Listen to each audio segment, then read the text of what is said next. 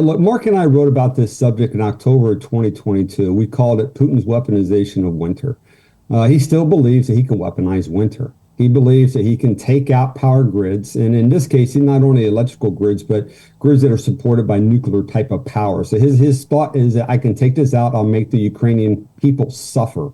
And in addition to taking out the electricity for power, is also denying Ukraine the ability to build and to produce weapon systems. So he continues to go after those type of targets. Now, it's not surprising that he would do so, and it's surprising that he's waited this long to go after those targets. But it's not surprising that he has. Look, Saturday evening, he fired 458 drones, 45 missiles, and 32 ballistic missiles at Ukraine, both at those power stations that you make reference to, but also civilian targets in their urban homes. Ukraine right now destroyed, at least according to the Ministry of Defense, they were able to destroy 89% of those drones, but only 20% of the ballistic missiles. 20%, that means 80% of those missiles had their desired effect, that they hit the targets that they were going after. So once again, we're going back to NATO and saying you have to implement a no-fly zone in order to protect Ukraine. You have to. If you don't do that, he's going to continue to exploit what he considers to be a vulnerability. And the vulnerability is to missiles, cruise missiles, and ballistic missiles. Now, the answer is to stop those missiles, one, from being fired, to attacking the source, which is the launch systems, whether it be a Tu-95 or a MiG-31 or the actual missile launcher on the ground. That's part of the equation. The other part of the equation is the deep strikes, okay, with, if you will, Storm Shadows, ATACMS, and possibly Tomahawk missiles if the United States could ever get around to releasing them. So, yes, he's going to continue to go after those targets that he feels as though are vulnerable. He doesn't strike strength, he strikes weakness. You just mentioned that Ukraine has intercepted around 80% of Russia's air assets attacking Ukraine. And also, you just called NATO to provide Ukraine with so-called no-fly zone. But just from a military standpoint, would NATO be able to intercept 100% of Russia's missiles, drones attacking Ukraine, even in case of no-fly zone? 100% is a tall task. You're never going to actually get to that particular figure, but you want to get close to that figure. You want to approach 100%. 89% of successfully downing drones is a good number.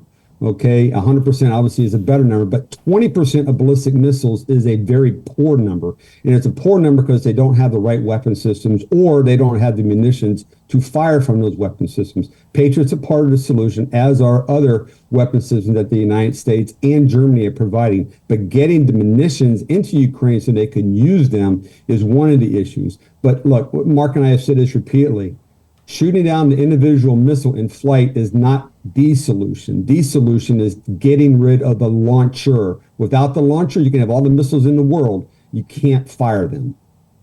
Do you feel that there is also a need in order to properly impose a no-fly zone over Ukraine, to provide Ukraine with Tomahawk launchers and missiles to prevent Russia from attacking Ukraine from its own territory? It's twofold. One, it's the capability of the Tomahawk missile, okay? And Russia knows that capability. Whether they fire that missile or not, Russia understands the vulnerabilities that they have and that they are exposed to. It is an evasive system that flies at a very fast speed, and that can also strike targets outwards to 1,500 miles.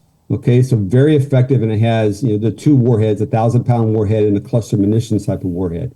They don't have to actually fire the missile system to send a message, but they can.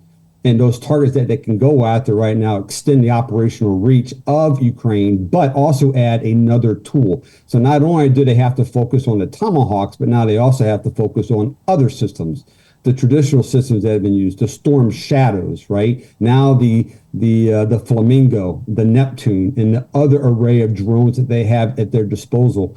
Their air defense system, being Russia, has been significantly degraded. Air corridors exist, and targets are struck routinely today, particularly oil refineries and weapons producing facilities. So the Tomahawk is just another tool in the toolbox, but one that is very capable and very effective when used. And oh, by the way, they can deliver it with ground assets. They don't have to fire it from U.S. Navy ships. And John, what is your current assessment of recent renewed Ukraine strikes against Russia's oil refineries and military targets inside Russia? Because another time, so it's twice per recent months, Russia's Black Sea oil terminal in Toth has been attacked by Ukrainian maritime drones, long-range drones, and also Ukraine-made missiles. Sure, the strategy is effective. The deep strike strategy is they're trying to affect Russia's ability to, one, fund the war, but also to sustain the war.